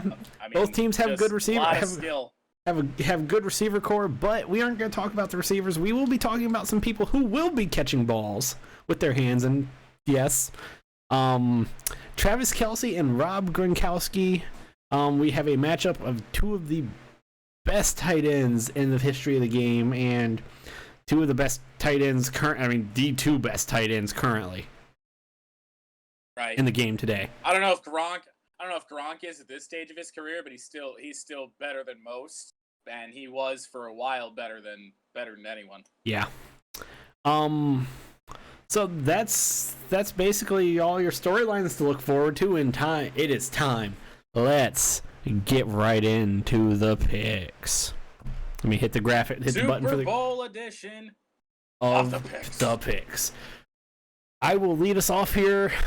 Which team will score the first touchdown? Kansas City at a -140, which is their favorite to score the first touchdown, or Tampa Bay a +105. So a slight underdog to score the first touchdown. Who you got? One's a bit tricky because, as we've alluded, both teams get off to slow starts. If I was forced to make a pick on this one, which I am because I put this in here, yep. I'd probably go with the Kansas City Chiefs. I just think that offense is way too good not to score the first touchdown, unless Brady rewrites history and finally, scores a touchdown in the first quarter of a Super Bowl. But I'm gonna go with Kansas City on that.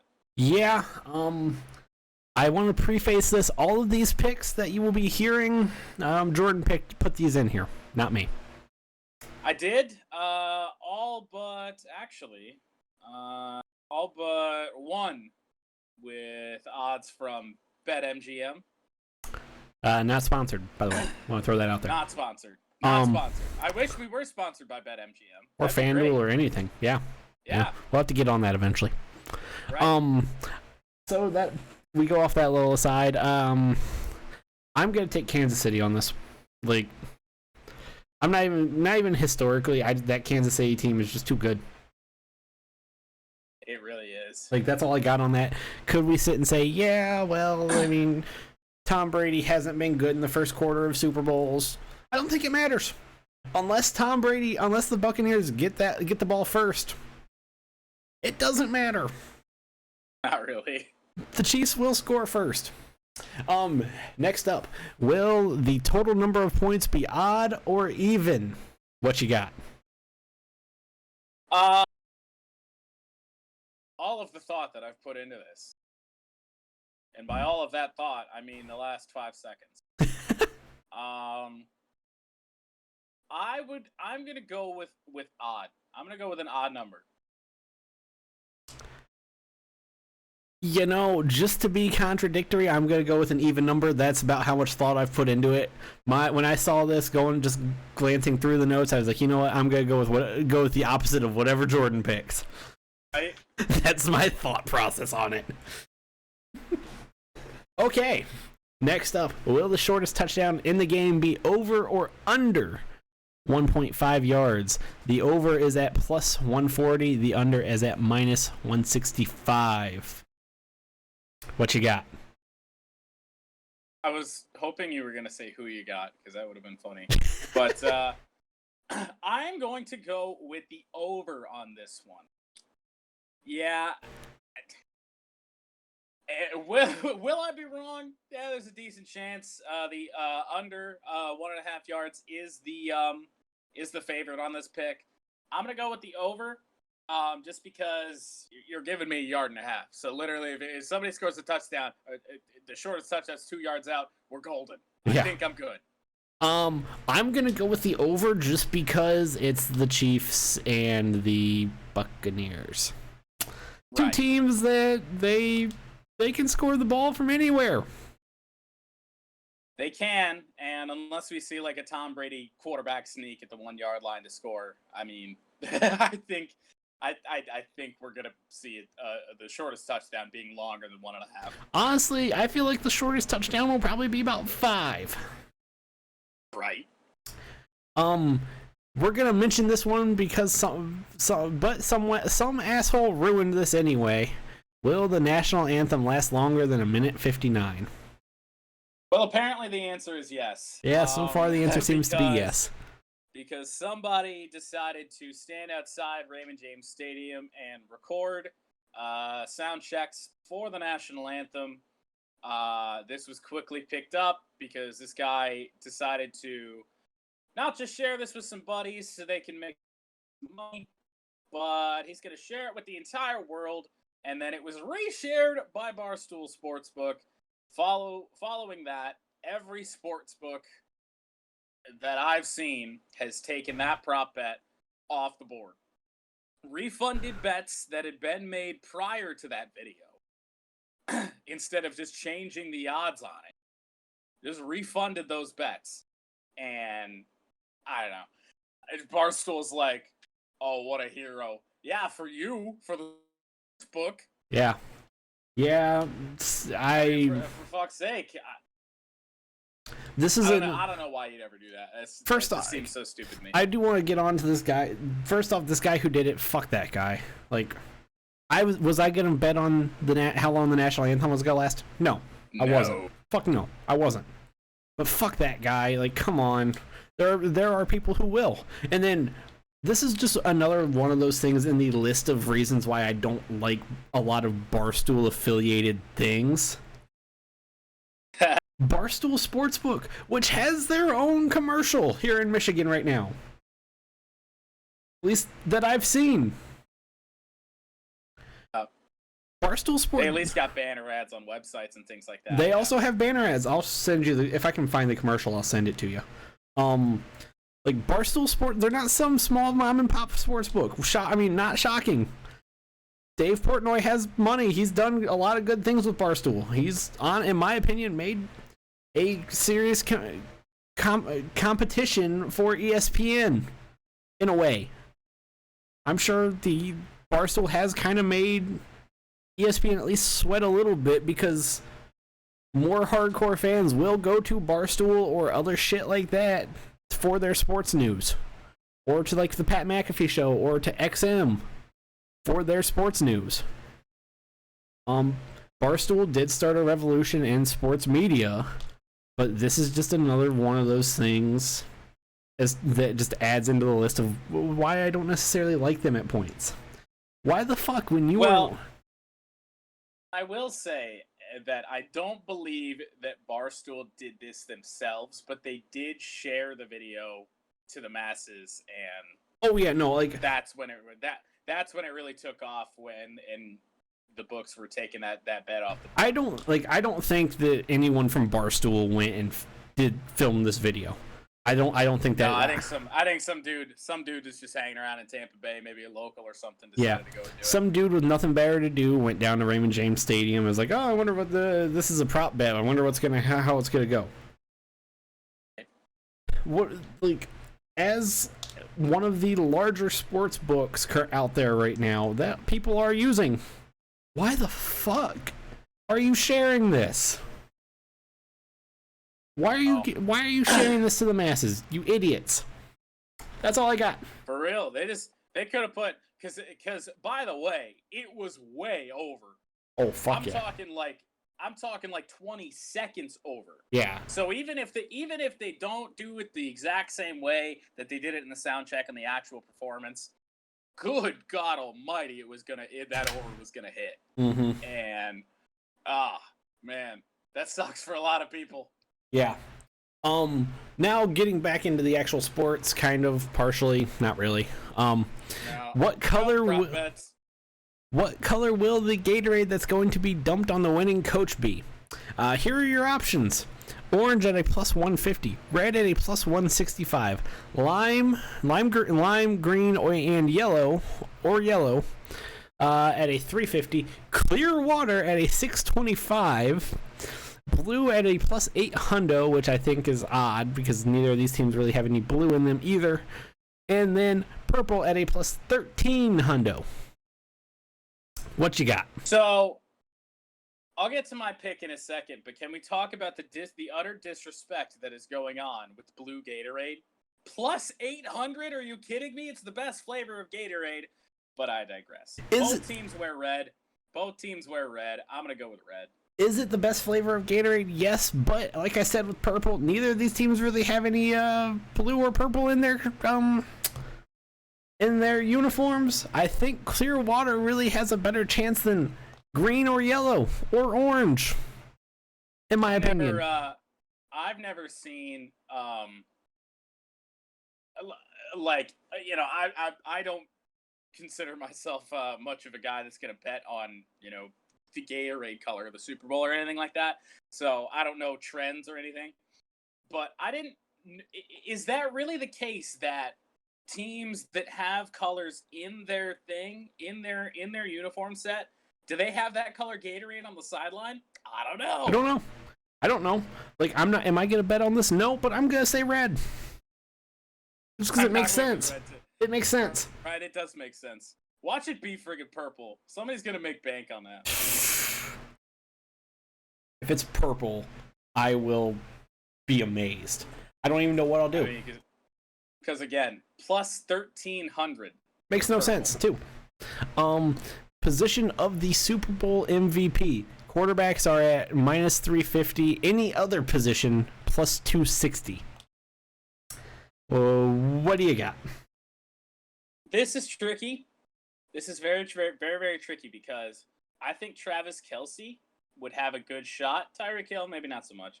I think Kelce could definitely win MVP if he has a great game tomorrow. That being said, do I think it's going to happen? No, probably not. If you know whichever team wins, I think it's going to have to be on their quarterback. You know, regardless of how the game plays out. You know, if it's a defensive battle, you know, when both teams are scoring, you know, in the 20s, because that's a defensive battle with this team, these two teams. Oh, but, especially to the Chiefs. Right. You know, it'll be interesting to see, but I'm gonna go with the clear favorite on this one. I'm gonna go quarterback. Well, if Derrick Henry was playing this game, I would say any other position. But, well, then those odds would be lower.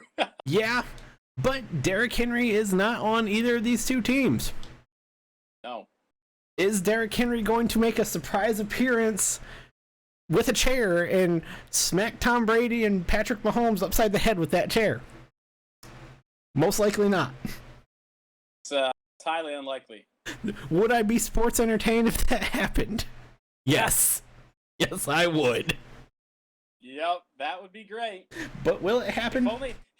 If only the game was on Fox, and then I would actually say that's a possibility, and they'd just be there like promoting, you know, SmackDown on Fox or whatever. You know? And then Derrick Henry comes out with a chair. By God, it's Derrick Henry with a steel chair. By God, he killed him. Oh no, that would be glorious, but it's not going to happen. So I'm going to say it's either going to be Patrick Mahomes or Tom Brady. The over-under is 56.5. What do you got here? Now, when these two teams met in Week 12, they didn't get to that total. They did not get to the point total. It was actually, I think, quite well under. 47, 50. It was like, I think the over-under was like 58. I think they missed it by like a whole touchdown. Yeah, I believe they did. Is that going to happen again today? Tomorrow. Or tomorrow. It's almost today. Yeah. Yeah, tomorrow. Oh, man. That's a difficult one. I am again going to say under. I am going to say over.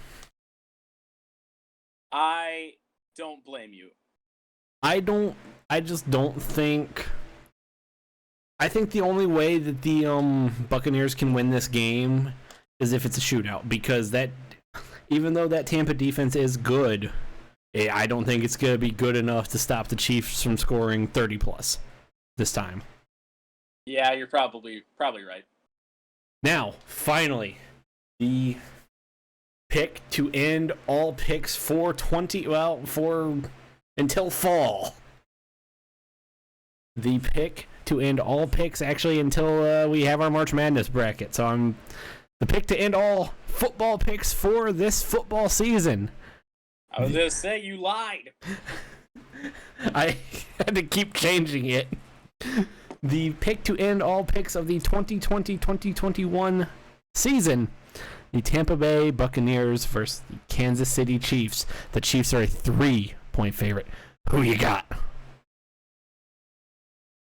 I still don't know. I really don't know. Like, I've never bet against Tom Brady in a big spot like this before. And anytime I see people do, usually end up regretting it. If we were going straight money line, I might take the Chiefs because I do think the Chiefs will probably win. To cover the 3, I'll take the Bucs. Well, if we were going straight money line, I would pick the Chiefs. To cover, I'm picking the Chiefs. I think 3 is too small. I think 3 is too small for these two teams. I think 3 is too small. Yeah, I get that. If the spread was like 7, then maybe I would consider taking the Bucs. If it was anything really bigger than 7, then I would definitely consider taking the Bucs. But I think whoever wins this game, it's going to be by probably a touchdown. I just think both of these offenses are too good. And even though both defenses are solid, this is going to come down to a 3-point game at the end. So yep. I see the logic there. I'm gonna go like I said with the over/under. I think the only way the Buccaneers can even win this game is Tom Brady and that offense is going to have to keep pace with the Chiefs. The Chiefs will most likely be the pace setters in this game. And because of that, I think 3 is just too small. So that's it. That is our Super Bowl preview. We now move on to Champ and Chump to wrap it up. Your champ of the week. What you got? Well, I debated on changing this. So I will give you my runner-up champ of the week as well. We've already got into it. Calvin Johnson. He's in the damn Hall of Fame. Holy shit. Not many Lions in there. But, great for him, even though, his tenure with the Lions and, the relationship with the Lions hasn't been the greatest ever since, his retirement. But, really cool for Calvin Johnson, really cool for the Lions. Good stuff there. He is not, however, my champ of the week. It is. Can't believe I would ever, a couple of years ago, if you would have told me that I'd be putting somebody from WWE at champ of the week, yeah, I think I would have called myself crazy. That's exactly what I'm doing. Edge returned at the Royal Rumble last year. Got one of the biggest crowd reactions you'll ever see. One of the last few pay-per-views right before, COVID hit and, live crowds couldn't be a thing. And came back at just the right time. Got injured at at a point last year. Just made his return at the Royal Rumble this last weekend and won the damn thing. It's great to see that they're going to give a guy like Edge a push who fought so hard to come back. He was retired for 9 years with what everyone thought was a career-ending injury. And you can say what you will about wrestling. You can call it fake. You can say whatever you want. Well, the injuries are real. and this guy really did have, injuries that were going to linger with him for the rest of his life. So they thought. And, that wasn't the case, and he did a great job coming back, and it's good to see that WWE is really rewarding the effort and the determination to get himself back in shape to do this. Just incredible. And I couldn't believe that they actually did it. I was like, Austin is a testament to this. After we playing games after the Royal Rumble, and I'm losing my damn mind still. I was just like, I could not believe that any of that happened. Well, I don't really have a champ for this week. Oh, wow. I mean, I really don't, because this was just one of those weeks where there was a lot more negativity going around the sports world because of just stuff. There wasn't even really a lot that it was actually truly happening. So my champ of the week is going to come from the world of the NHL.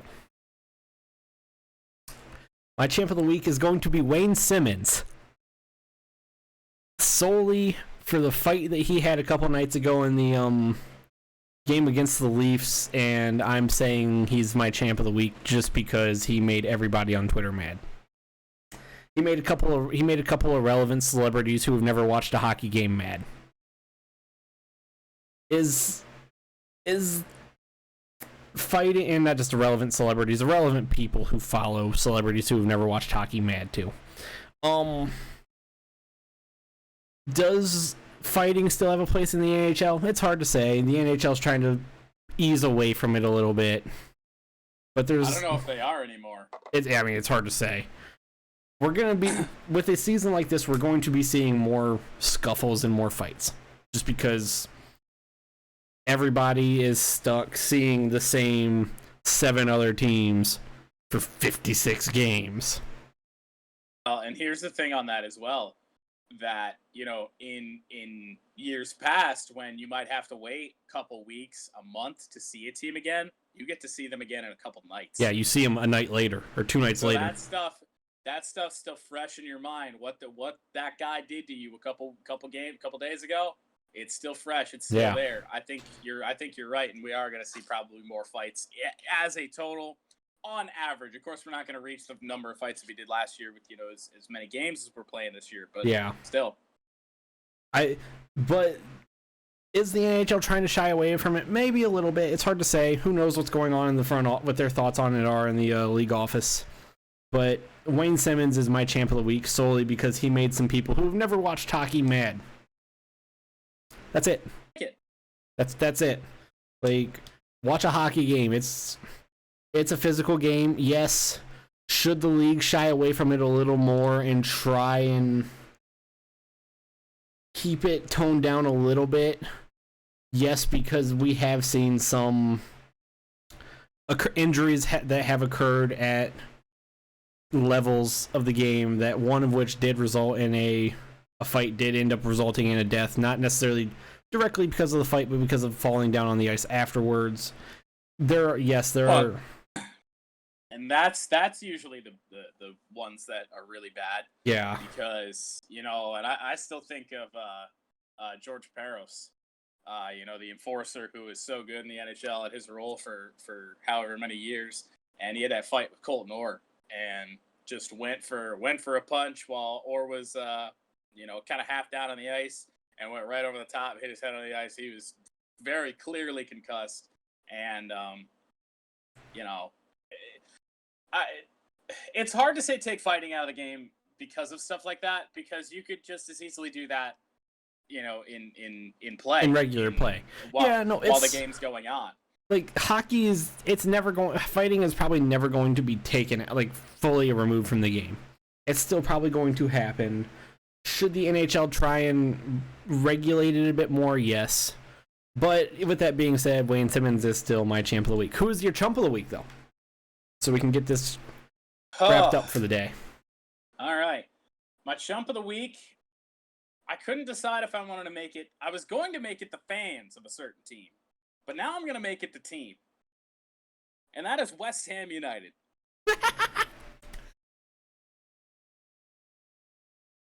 So, okay, here we go. You're not going to make it the real Radman or that EA Game Changer who got mad at you over stuff? No, because they're dumb, but, you know, that's one person. I got bombarded in a Chelsea Instagram post where they go, London is blue, blah, blah, blah, just a silly little catchphrase. And then some guy goes like, some West Ham fan page or whatever goes, actually, it's claret. And I'm just like, okay, let's unpack this here. Take a look at this. Be factual. What happened the last time Chelsea played West Ham? Do you know offhand? I'm gonna say West Ham lost.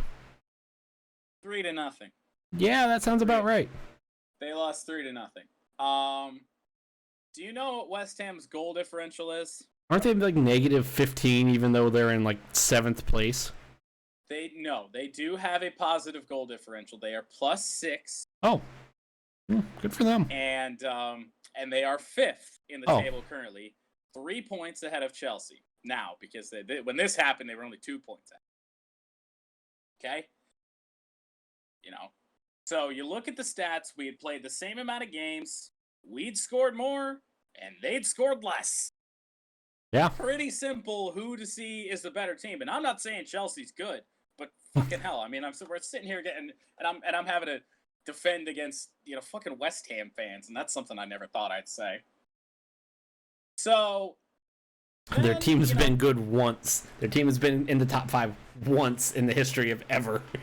They haven't won a trophy since I want to guarantee that probably most of them people have been alive, unless they're old, because they last won a trophy in the 80s, 1980 to be exact. Wait, they've been in the Premier League since the 80s? No, just a trophy in general. They didn't even win. They haven't even won the second flight. Nope. Not that I can find. Because I Googled it. I did some research on it because I was sick of these guys. I was like, okay, when's the last time they won a trophy? Oh, 1980. Okay. When's the last time they got relegated? Oh, 2012. That's right. Yeah. I thought they had gotten relegated at one point. They did, but apparently they did not win the championship. So, who knows? It then got worse, and I will wrap this around to West Ham as a whole in a bit. It got worse because I had a couple different people who, when I gave them facts, they decided not to take those facts as fact, I suppose. Well, of course. And they instead decided to get personal. One guy said that I can't have an opinion on soccer. Yes, I'm gonna call it fucking soccer because that's what it is in America. I can't have an opinion on it because I am American. LOL, you're probably just a Chelsea. You probably think you support Chelsea, but you probably bought your shirt, your one shirt from 2012 on Goodwill. And I was just like, oh boy. I have indeed been a Chelsea fan, let's see, 2006, which would make me 11 years old. Yeah. So, been a fan for a little while. And then another guy went to my Instagram and said, you're just a Twitch streamer who streams Fortnite and gets no views.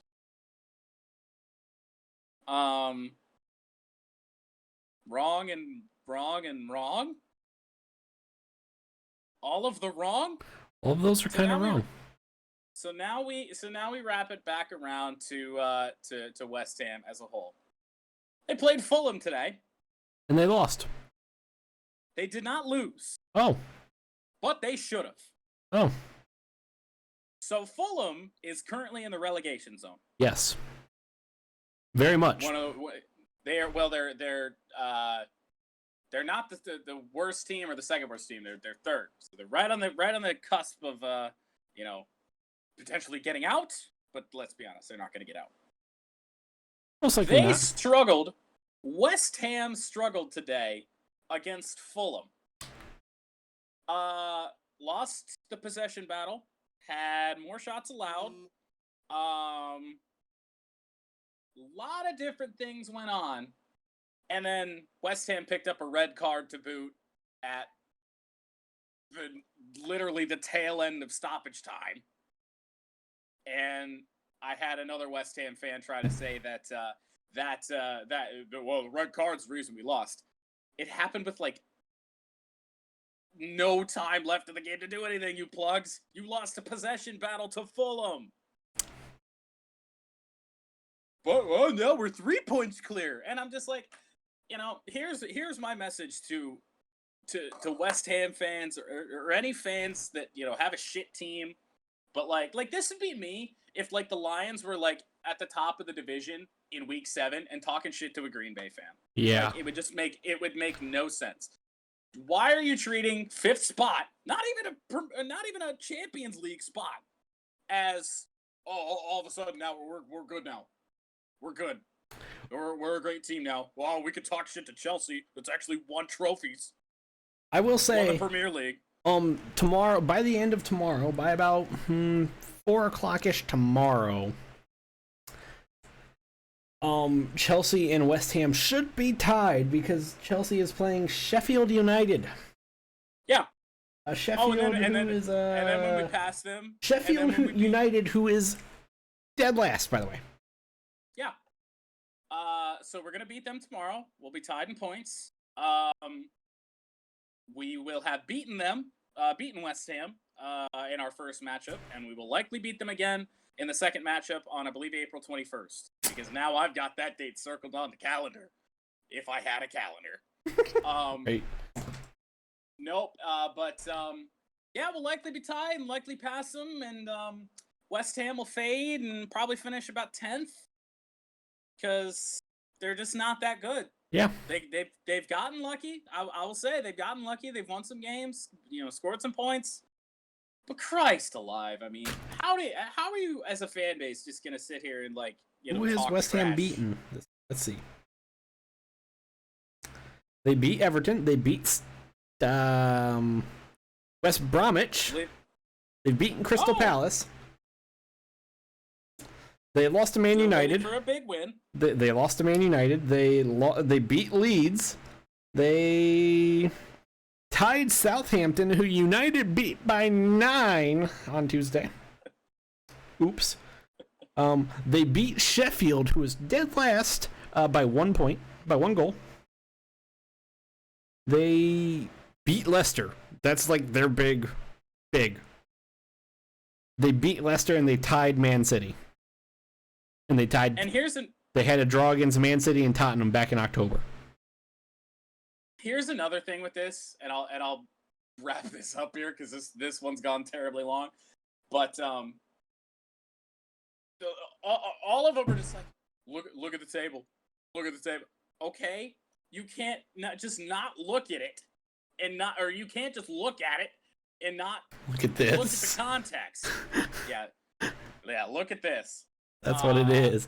Look at this. I'll be back. I'll go back to that comment section tomorrow, and when we're tied with them, and say, "Oh, I thought London was claret." That's when you say, "Look at the table." Yup. So I will go back as many times as I want. Oh man, they frustrated me. I will now take my chump of the week. I have a couple options. I have, if I wanted to, as a Manchester United fan, I could say all of Southampton's professional soccer team. They're really bad. Southampton lost 9-0 to Manchester United on Tuesday. They did suffer a red card, if I'm not mistaken. 2 but... and an own goal. 2 red cards and an own goal. But still, you take like 9-0. You take the own goal away, 8-0. Those are numbers you put up on FIFA on the lowest difficulty. Yeah. I could even go through some of the goal scorers for Man United, but I'm not going to, because we'd be here for a minute. So. Fucking.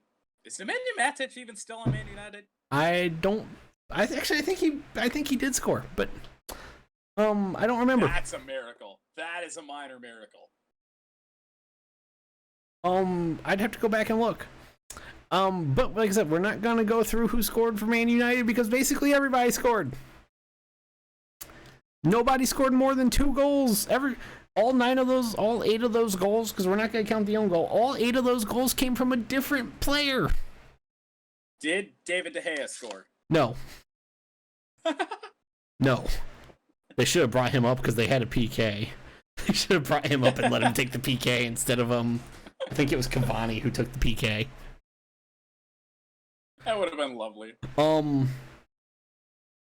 But Did Fred score? No, he did not play.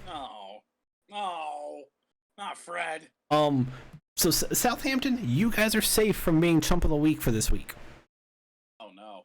In a grouping of people, a grouping of fans, a section of fans, a sect of Browns fans could very well be chump of 2021.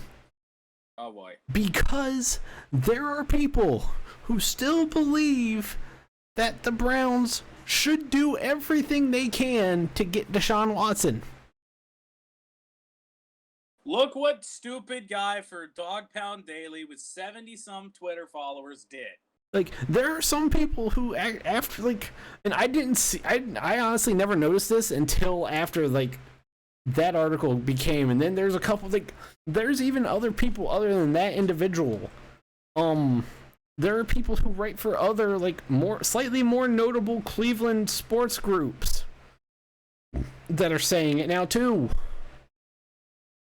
One person said it, and now more people are saying it, and there are even fans who are agreeing with it, that the Browns should do whatever they can to get Deshaun Watson. No. After Baker Mayfield led them to the divisional round of the playoffs this year.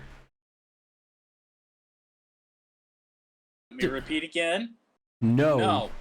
Cleveland Browns fans who want Deshaun Watson, you guys are the chump of the week. Let's cycle on to one for the road to wrap this podcast up. What the hell else are we going to pick? Yeah. Oh, no. My one for the road is going to be the Red Wings game tomorrow. It's not. I hope you're kidding. It's not. Like, yeah. It's not. It's the Super Bowl. What the hell else is it going to be? I'm going to actually look, because the only other thing that is occurring tomorrow in sports is hockey. I'm sure there's some basketball games on. Let's see. My one for the road can see to see if the Pistons cover 51 tonight. Yeah, let's see. Is there anything worth watching in terms of hockey tomorrow? Negative. Is there anything worth watching in terms of NBA tomorrow? I'm going to answer that for you right now and say no. Negative. Regular season NBA. Well, yeah. So, to answer your question is there really anything else we would pick? No.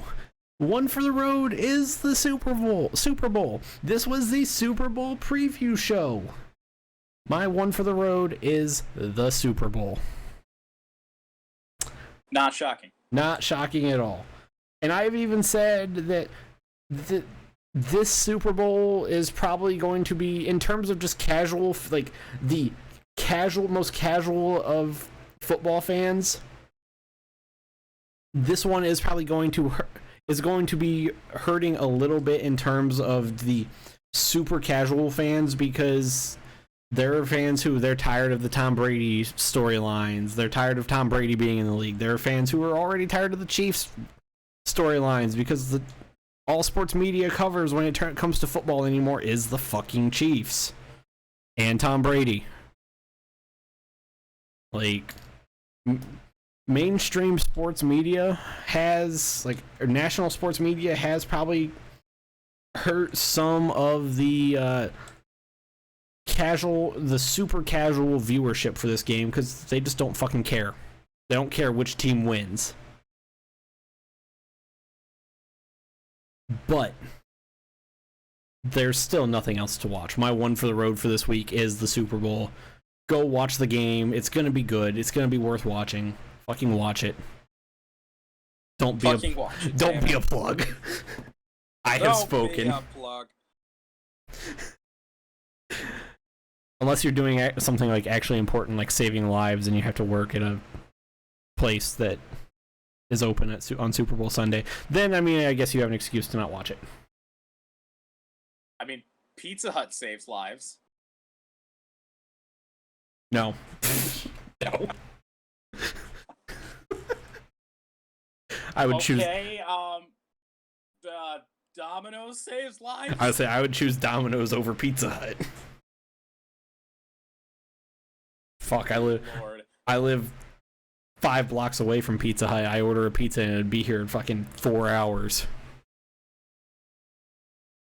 Our Pizza Hut delivery is definitely slow. Yeah, they're gonna be even more slow tomorrow. Yeah. But that being said, guys, that is the podcast. Any final parting words for this week's podcast, Jordan? The Pizza Hut doesn't save lives. Well, if those are your final words, my final words are rocks are rocks. They are. Hat's gone. Hat is gone. The hair is out. With that being said, everybody, thank you for stopping by. Thank you for making us a part of your evening on this wonderful Saturday night. We will be back sometime this week. Hopefully, next week's episode is going to be pretty set in stone, too, for the most part. So we'll probably shoot for Tuesday or Wednesday. Probably Wednesday. Let's be honest. It'll probably be Wednesday. For next week. So next week we'll be talking about we'll be putting a bow on this NFL season, and also talking about the Super Bowl. A little bit. So with that being said, everybody, thank you for watching. Peace out. Stay classy. We will see you all on the next one. Bye. Well, Dak, here's the deal. I'm the best there is, plain and simple. I mean, I wake up in the morning, I piss excellence.